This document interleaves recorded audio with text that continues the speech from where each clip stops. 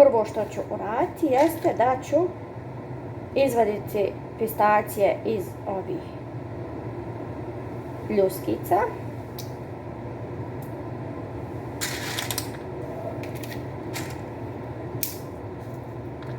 I onda ću dodati u manju šerpicu vode da proključa i ubacit ću pistacije u tu ključavu vodu. Zašto ovo radim? Da bi ovaj dio ovdje otpao i da bi nam krema od pistacija bila lijepe zelene boje.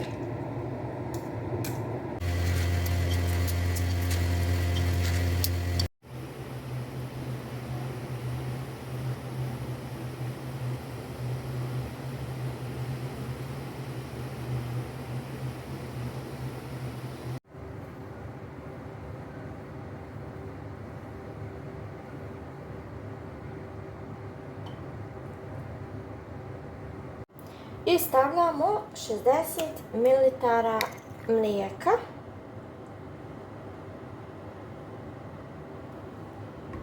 To je ovako, znači 200 g pistacija, oko 60 ml mlijeka dodajemo. Ako nam bude bilo potrebno još mlijeka, postepeno ćemo dodati, naravno, posle. Dodajem i kašku 2 šećera u prahu, da nam bude slatko. Ja ću staviti 2 kašike šećera u prahu. Mislim da će biti dovoljno i nastavljamo sa miksanjem.